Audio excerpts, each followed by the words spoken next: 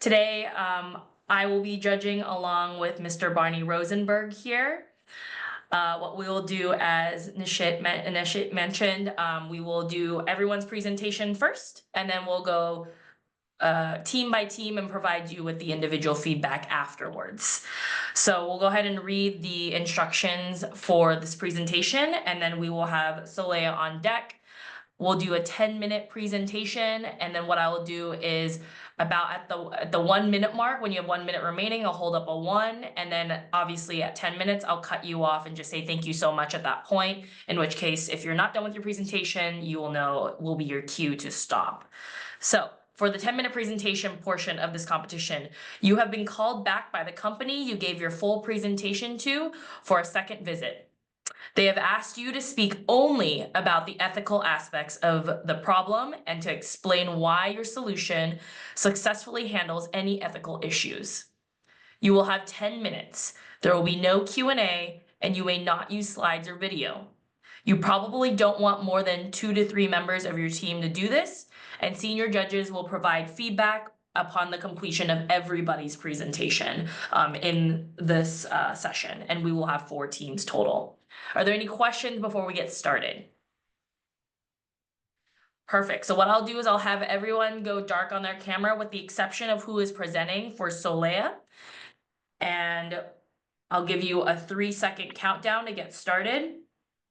But that's what we'll move forward with. Okay, perfect. And then we've got Solea on deck, right? Thumbs up. Perfect. Wonderful. All right, folks, we'll go ahead and get started in 3, 2, 1. Hello, good morning. We are Ecosfera. At Ecosfera, we are a consultancy agency committed to helping companies and organizations integrate sustainability into their DNA. We develop innovative strategies that minimize environmental impact and optimize resources to generate economic, social, and ecological value. Our mission is simple: to help our clients not just meet their goals, but exceed them through sustainable transformation. And today, we're here with a concrete proposal to solve a pressing challenge in the fashion and footwear industry, specifically for a global leader, Nike. So we all know who Nike is, right? It was founded in 1964 by a coach and an athlete, and they only wanted to be the best. They're known for their innovation, performance, and brand excellence. They're synonymous for quality, comfort, and cutting-edge designs, and for building a community that just goes beyond sports. But there's one frontier Nike still has the opportunity to lead and not follow, transforming how footwear is made and what it's made for. So Nike has made some significant strides, such as certain campaigns, which are a major step forward to reducing carbon emission and waste. They've introduced biodegradable materials, invested in circular design, and are starting to bring local sourcing into the equation. But here's the challenge. Nike still has faced a lot of criticism in their impact isn't really wide enough. And despite that they've done a lot of things, it's only a small fraction of what they've actually done, because this is a real problem that they're facing. And why does this even matter? Nike has always been about pushing limits, but now it's the time to create smarter, cleaner, and materials. So that's where Solea comes in.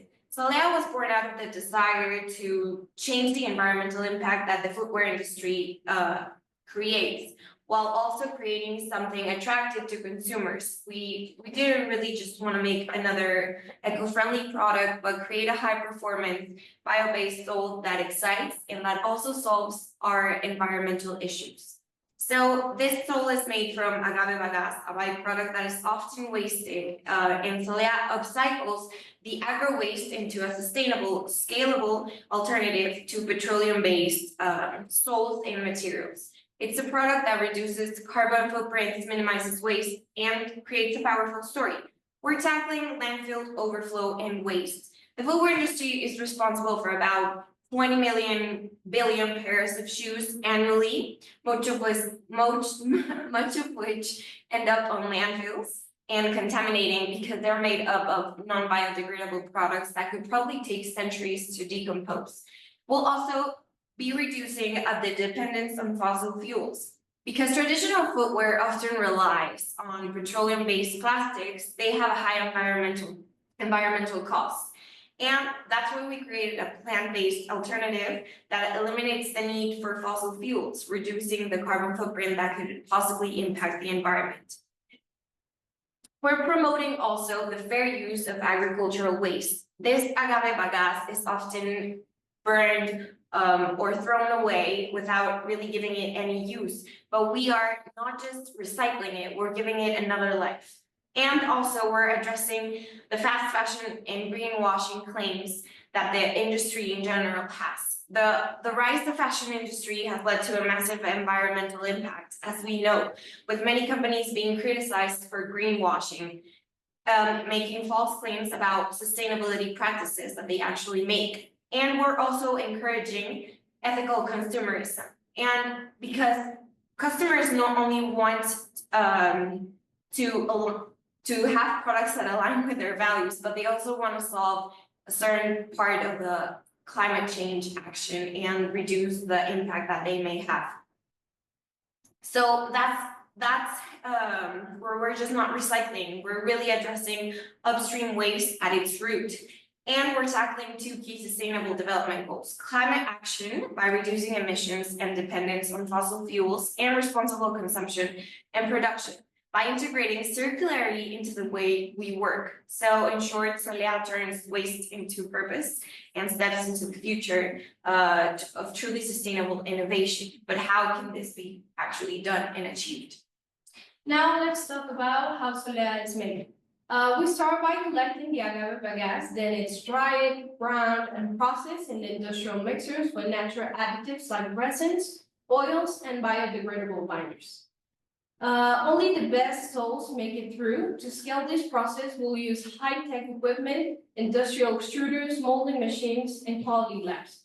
The plant is located in Urbana-Champaign, close to agave producers. This ensures steady raw material, low transportation costs, and reduced carbon footprint. And here's something important. The outsole, the part where Solea replaces traditional materials, represents only 6% of the cost of a $100 shoe. This means brands like Nike can adopt Solea without increasing the final price, while boosting their sustainability profile and brand image. Therefore, producing Solea costs us 50% less than traditional rubber or synthetic soles. The estimated cost of Solea soles is $4 per kilogram, compared to $6 for a conventional sole. With an annual production of 1 million units at the Guadalajara plant, this difference results in savings of $2 million. This makes it a win-win situation, reducing production costs while also contributing to environmental sustainability. But what about a comparison between Solea and other brands, like Native Shoes or Beja? Solea offers more performance potential, especially for hybrid lifestyle and use.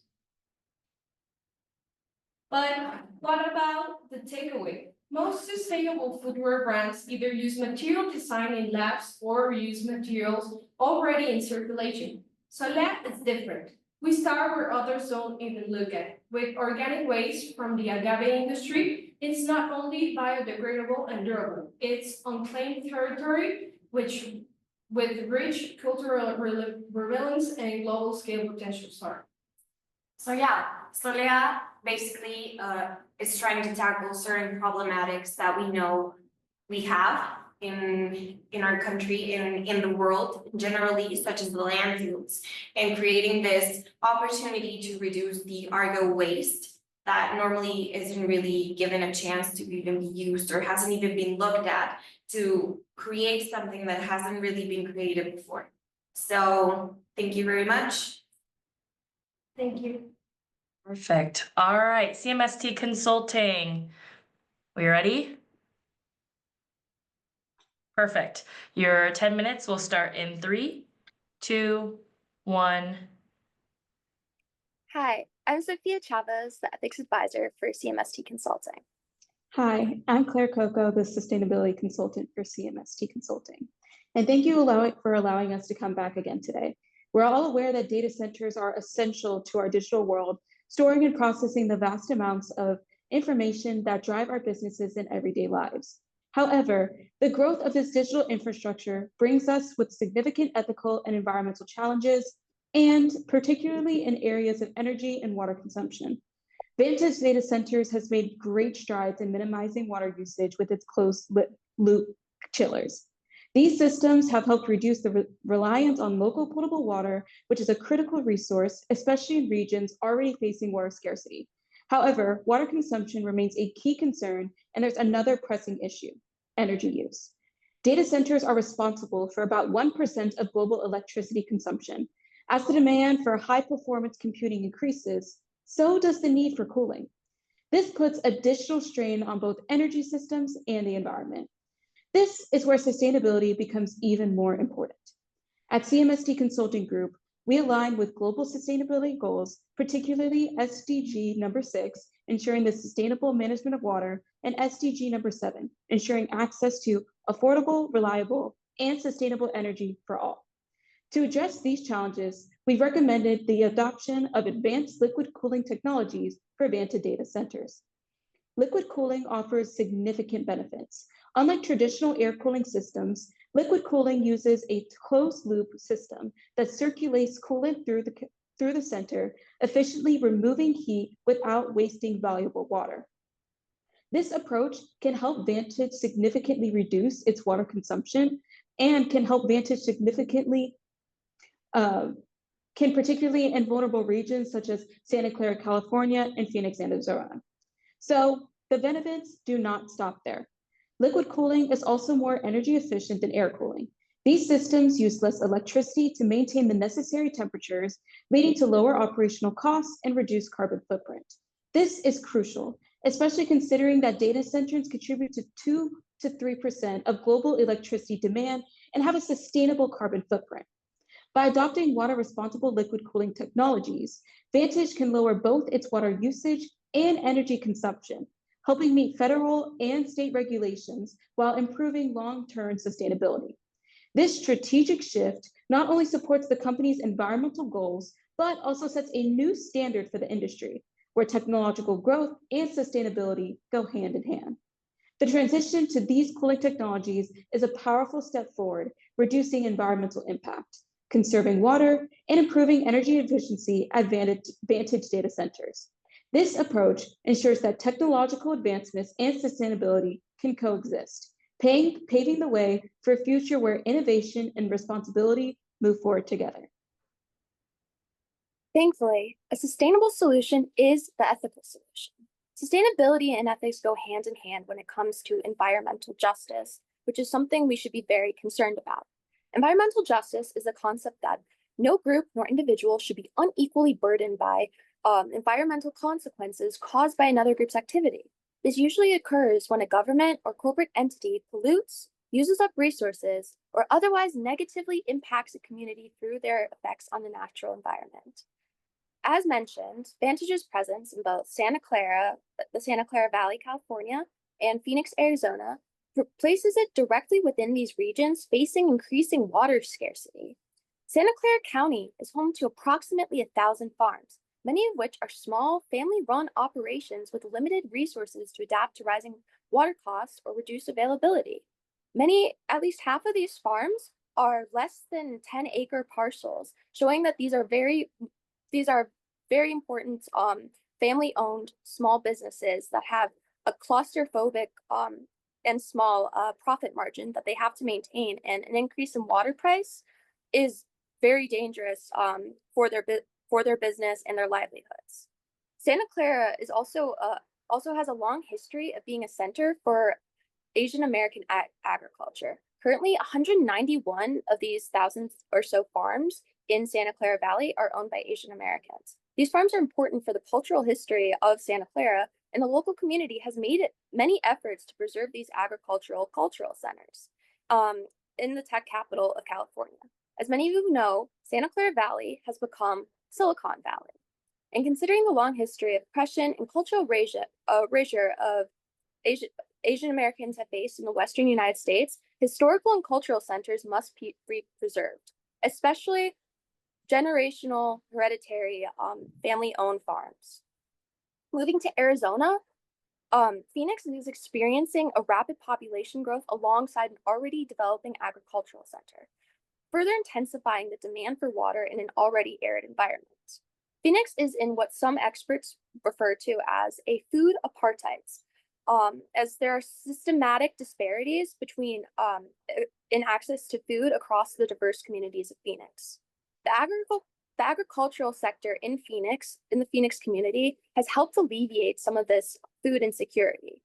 Arizona is reliant on dwindling groundwater and the Colorado River to source its water for agriculture. The Colorado River in particular is experiencing an extreme drought and is at risk of drying up, so preserving water resources is crucial.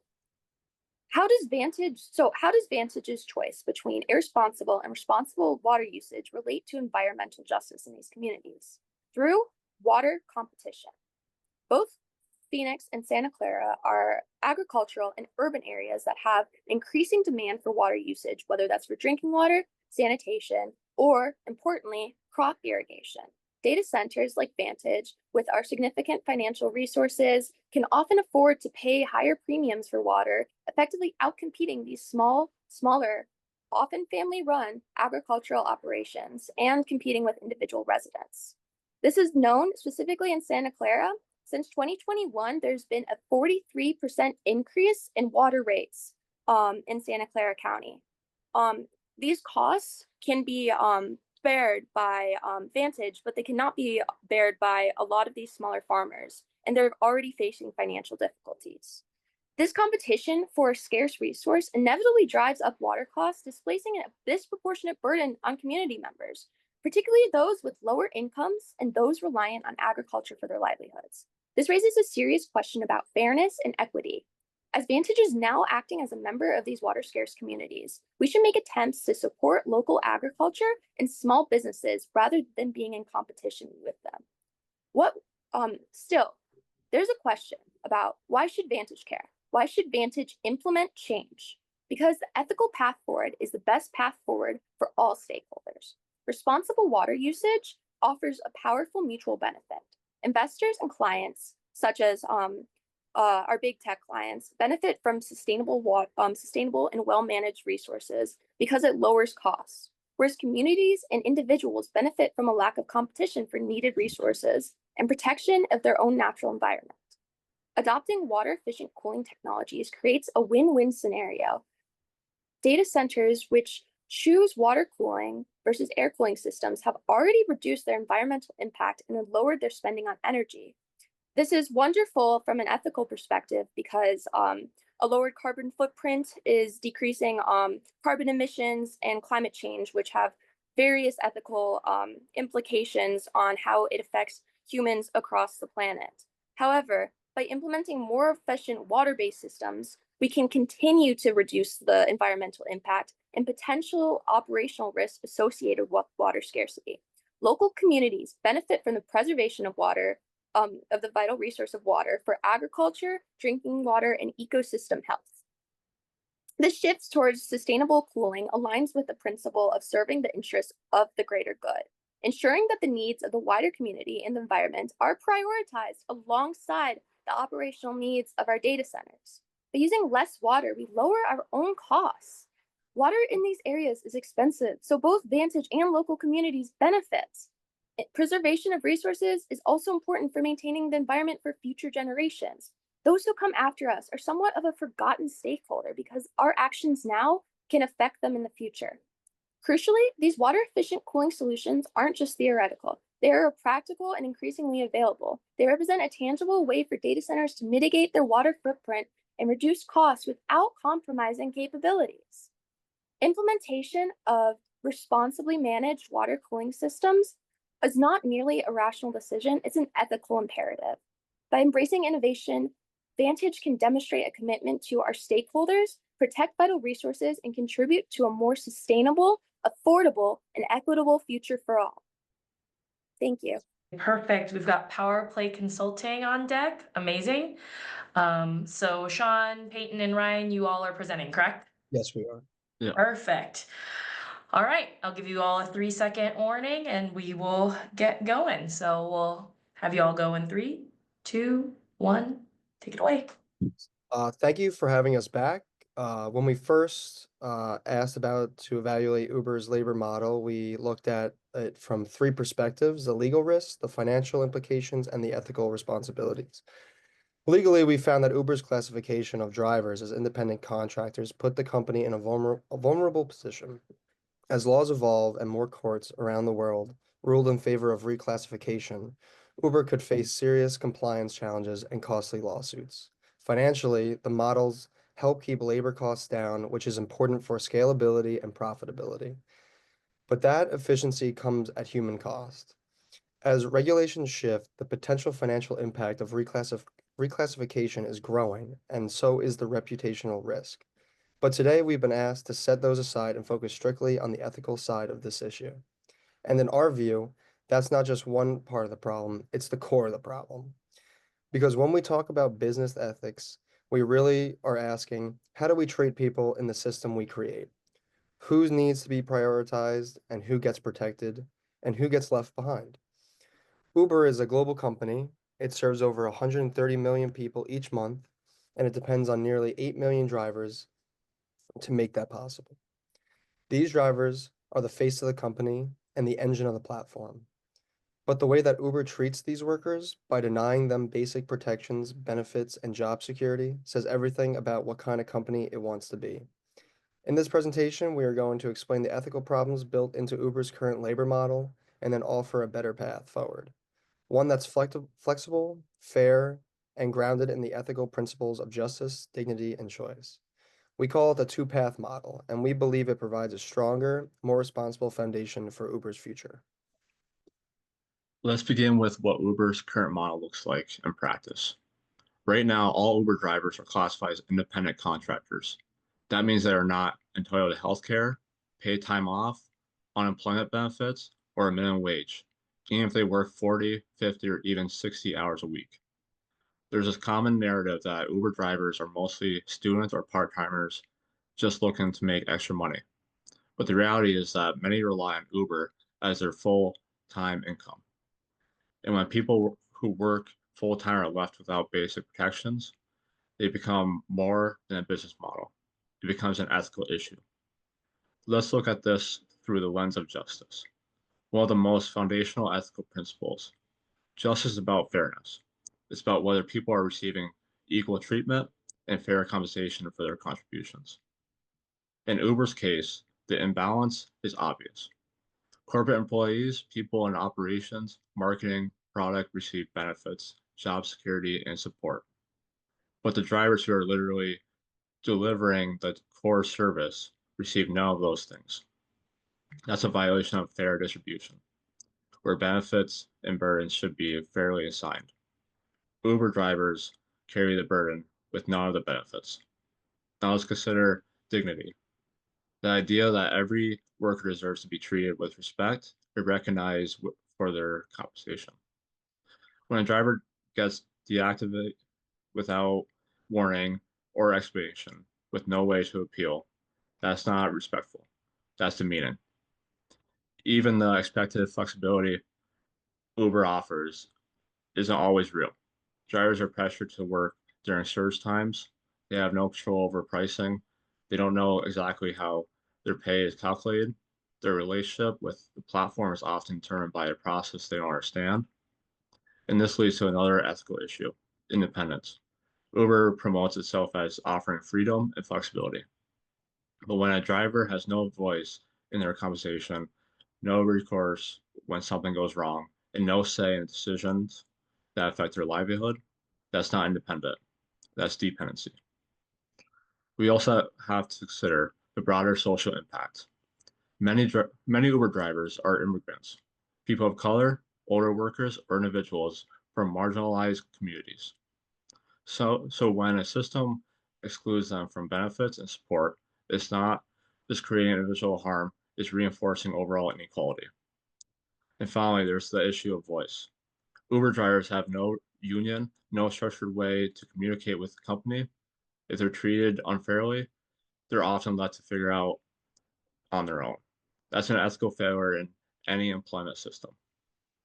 From every angle, justice, dignity, independence, and fairness, the current model falls short. And as Uber grows and sets the tone of the gig economy, the ethical pressure to address the imbalance is only going to increase. So how can Uber move forward in a way that addresses these ethical concerns without losing the flexibility that makes the platform so effective? We believe the answer is a two-path employment model, and here's how it works. Drivers get to choose between two clearly defined paths. If a driver wants to work part-time with full control over their schedule, they can remain an independent contractor, just as they are today. But if a driver relies on Uber as their full-time income, they can opt in as an employee with access to key protections like health insurance, paid leave, and a guaranteed minimum wage and protection from arbitrary deactivation. This model is ethical because it centers around choice. It respects that not every driver wants or needs the same thing. It doesn't impose a one-size-fits-all rule, and it recognizes that not all drivers have the same wants and needs. It also introduces fairness. Those who contributing the most, who are giving Uber 40 plus hours a week, receive benefits that match their commitment. That's ethical compensation. That's what justice looks like in practice. From a moral perspective, this model treats people as ends in themselves, not just means to an end. It recognizes that drivers are not disposable, they're essential. And from a utilitarian standpoint, the model minimizes harm and maximizes good. Drivers are protected, customer satisfaction remains strong, and Uber avoids the reputational and legal damage of inaction. And let's talk about leadership. Uber has positioned itself as an innovator, not just in technology, but in how we think about work. If it truly wants to lead the future of work, this is the moment to do it. Not just by building better software, but by building a better system for people. Implementing this model before it is forced by legislation or court rulings isn't just a good strategy, it's integrity in action. To wrap this up, Uber has changed the way the world moves, and now it has a chance to change how the world works. Its current labor model may be legal, it may be efficient, but it's not ethical. It fails to protect the very people who makes its platform possible. With the two-path model, Uber can fix that, not by abandoning flexibility, but by combining it with fairness, by offering a choice, and by treating drivers with the dignity they deserve. We believe that the ethical path forward, not just for Uber, but for the entire future of work. Thank you. Okay. Team Quad Consulting, you all are up in 3, 2, 1. Hello, my name is Asha, and I'm here with Jonathan representing Quad Consulting today, and we're going to talk about the environmental ethical dilemma of using AI for Patagonia's operations. In order to talk about the ethical dilemma for Patagonia, we first need to talk about your company values.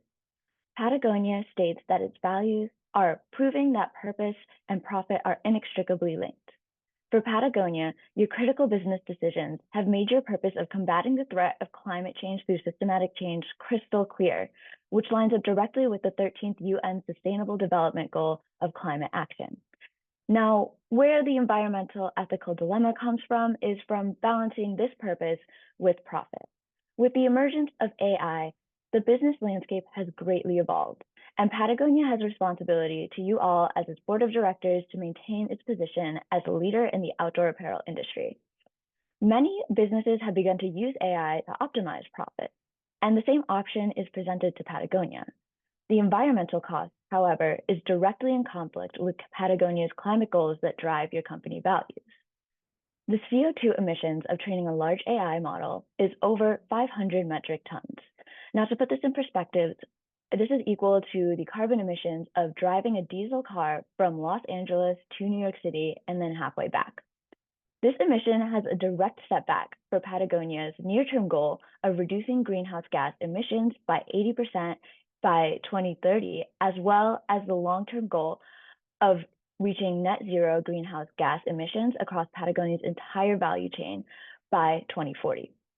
But Patagonia has never been one to back down from a challenge. In the past, Patagonia has approached plenty of these ethical dilemmas with a very clear and purposeful awareness. And I'll hand it off to Jonathan to talk more about how Patagonia can address this dilemma with our solution. Yes, thank you so much, Asha. So again, the most important thing of this presentation board, if you forget everything else, this is the most important thing. Our solution here at Quad Consulting is really broken down in 3 steps.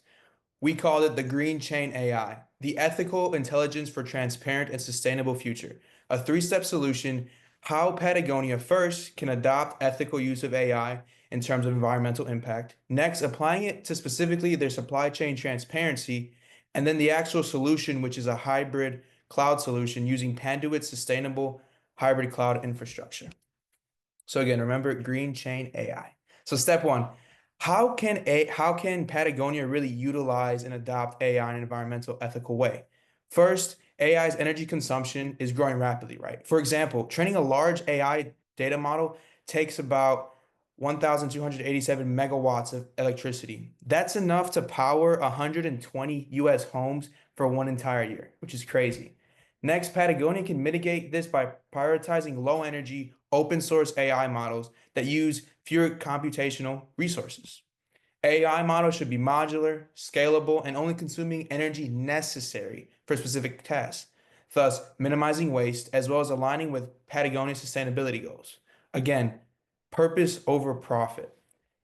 Next, energy efficient AI frameworks that can help Patagonia kind of track down its carbon footprint, similar to the way they do with their actual open clothing, as well as supply chain transparency, where different consumers can kind of see where their products come from, whether from coats, hats, as well as boots.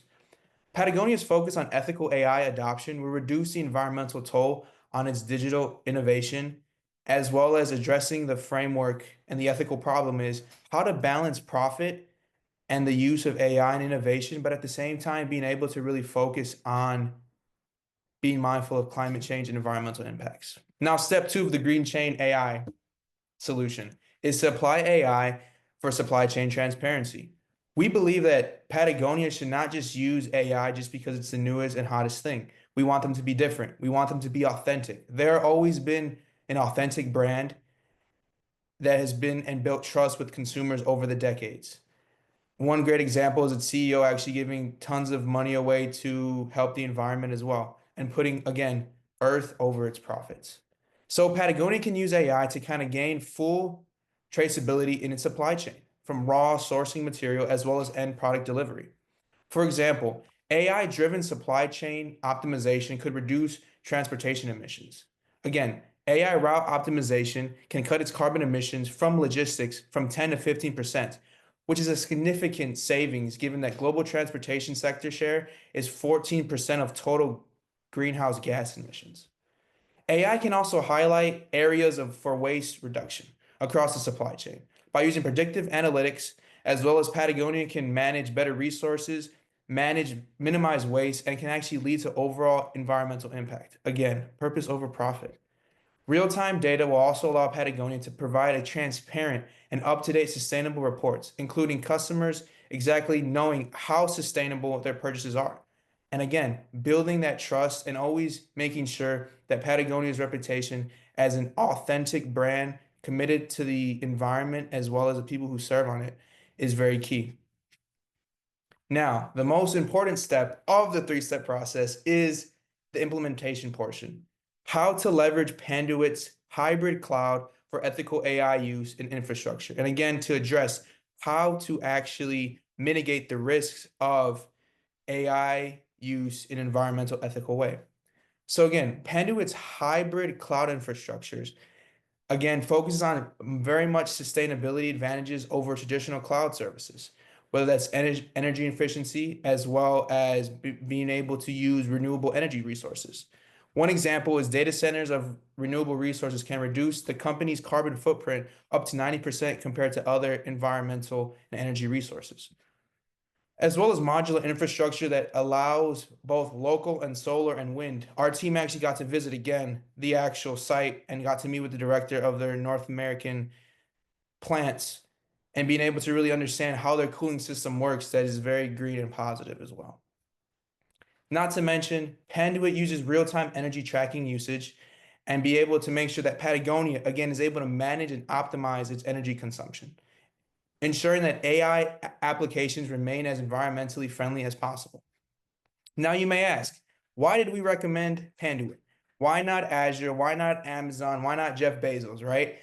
We're going to tell you why. So why AWS and Azure are not necessarily great cloud providers and actually fail to really address that ethical dilemma in terms of using AI in an environmentally friendly way is first its energy consumptions.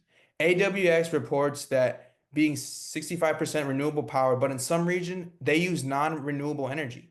And again, once Patagonia aligns itself with a specific cloud provider, that's you all's reputation on the line as well as being authentic. So we want to make sure that that reputation as being authentic and true to its customers is not tarnished. Next, to lack of full transparency, cloud providers like AWS and Azure provide a very limited visibility for their carbon emissions, as well as their energy use is distributed.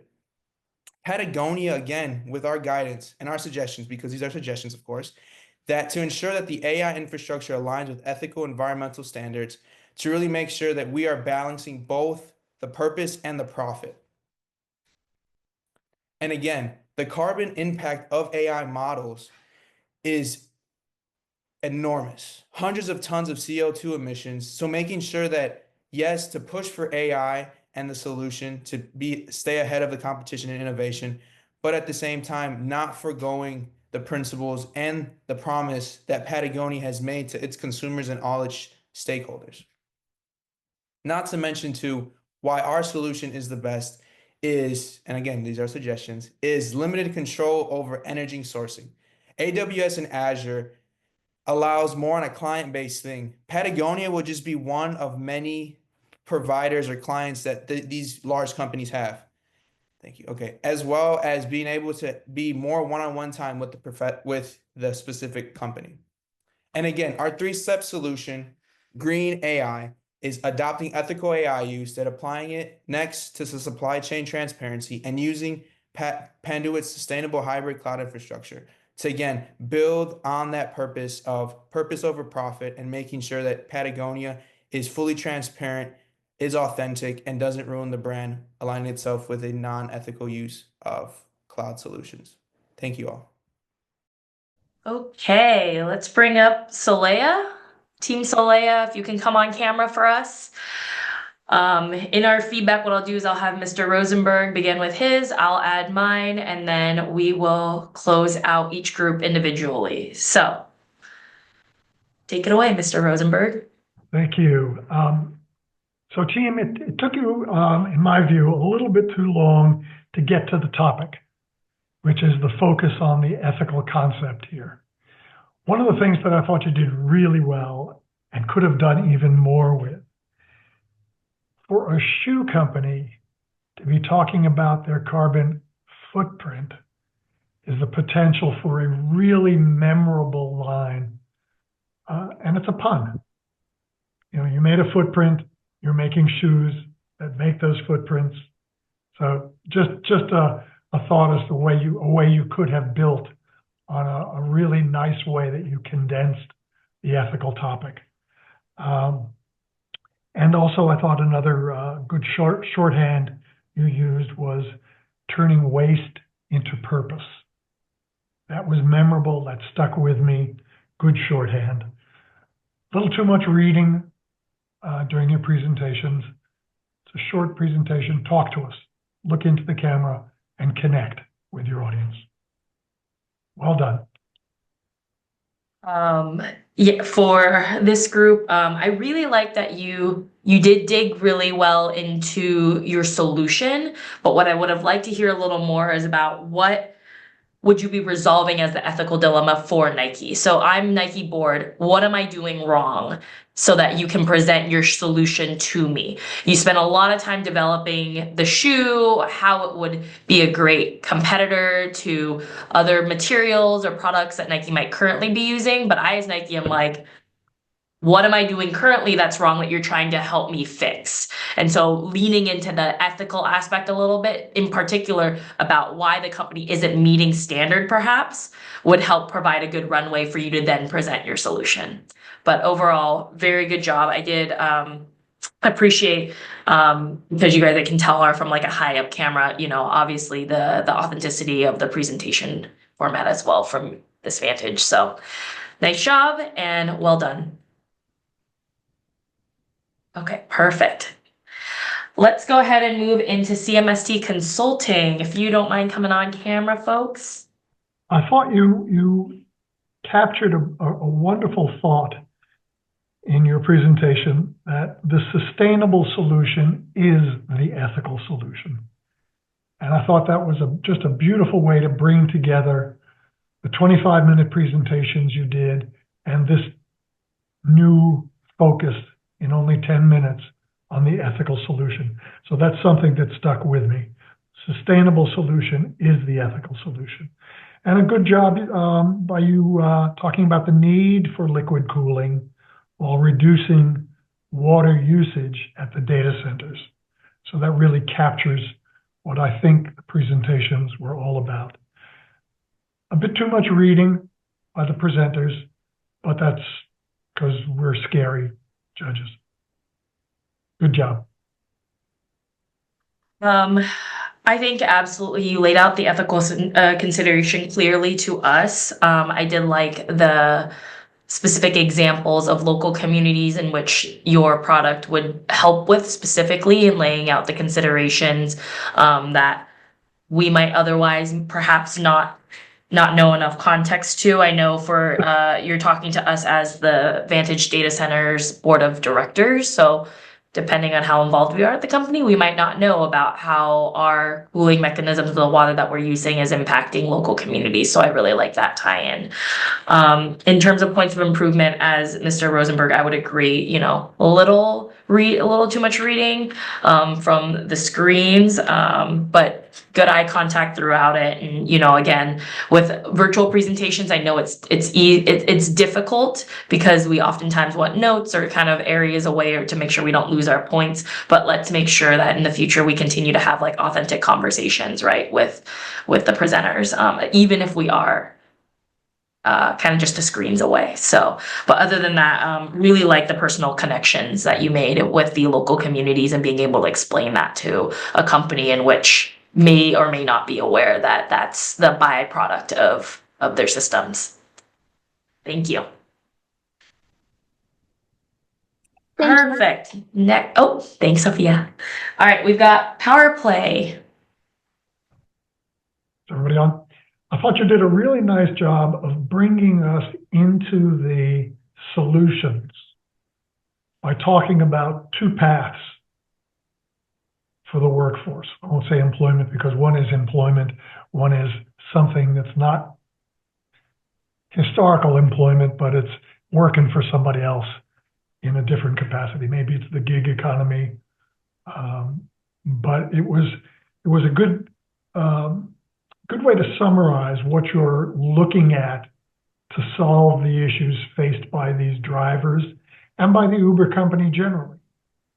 There doesn't have to be a single solution. Here are two solutions that could work depending on the driver and her needs. So that taught me something, and I really appreciate the lessons. Thank you. Good job. Thanks. Yeah, I really appreciated the clear layout. I think from the get-go, you clearly have structured the 10 minutes well in terms of providing us with the ethical considerations, drawing in specific kind of ethical verbiage as you tied in your solutions with Uber. And similar to what Mr. Rosenberg said, appreciated the two-path options and also being able to connect why that two-path options specifically ties in with the ethical aspects that we're considering. My feedback is probably going to be similar to our last group in the sense of just a little too much reading from the screen. You know, when we're doing virtual presentations, again, I know it's tough. I'm falling prey to it too, but making sure that we have some cadence to our tone, right? That kind of insinuates if we're in person, that we're not just like, not every word that comes out is going to be perfect or rightfully like in a sentence, right? Being able to take and know our prompt well enough so that we could go off script if need be per se. But overall, I think the way that you structured your presentation was very clear to me as someone who works for Uber as to why we should consider right, the solution that you're presenting to us, and why there was an ethical challenge for the company beforehand, and how your solution does address that ethical challenge. So nice job. Thank you so much. Awesome. And then we have our final group, most recent group, Quad Consulting. I thought it was an interesting approach to looking at these issues by talking about purpose over profit. And again, a phrase like that sort of sticks with me and whatever audience you're presenting to. It's something that we would take away from your presentation and really think about. We grow up learning that companies are to make money and to make a profit for the shareholders and for the employees and everybody else. But there's a larger purpose, and you captured that really well. I liked your example about the current use of emissions, and the example of driving the car across country and halfway back. That's the way to bring to the experience of the audience something we can relate to. Wow, that's a lot of driving. That's a lot of emissions. So good job bringing that into the world of Patagonia. Making a connection that I, humble person that I am, could understand. Good job. For me, as someone who's on the Patagonia board of directors, right, that you're speaking to, I like that you reiterated our values to start. I think it's good to remind a board what it is that yes, they should know this, but to reiterate, what is the company's values, and then present a solution to why the company might not be meeting those values at this point in time. So I thought that was a nice setup to just say, like, we understand that these are kind of, what you believe in, and we're here to maybe point out something that's not working and present a solution for why that isn't working. The one part I would say I would love to maybe hone in a little more is if I'm coming here at Patagonia, and they're known, obviously, as you mentioned, to be, very ethically driven, sustainably focused. They do a lot of philanthropy work around the world to make sure that they're giving back to their communities. But I suppose a little more of a poignant emphasis on why in this area they are not being ethical, right? So being able to draw in, like, in the area of utilizing AI, if they are using AI, what are they currently using? And if they're not using it, what are they currently using in that place? Or to do whatever process that you're suggesting AI to replace, but why is what they're currently doing not the ethical component? And why this solution, obviously you did that very well, brings in the ethical component of that. But me, I'm like, well, we're currently doing something right now, and yes, we might want to explore AI, but what's not working right now, and why would I choose to invest in something that, yes, makes us a little more ethical, but we're also already being ethical, and we're probably already looking at the ethics aspect of what is currently in place, especially in, like, supply chain management, for example.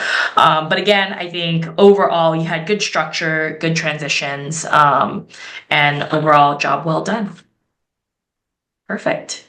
Okay, well, Mr. Rosenberg and I might stay in this room if Nishit and Alice, if that's okay, to just chat. But everyone else, this does conclude the 10-minute portion of this section. So thank you all so much for your time and efforts into this. You all did a wonderful job. We know that you're zooming in from many different locations. So thank you for joining us on this morning, evening, or afternoon, depending on where you're at.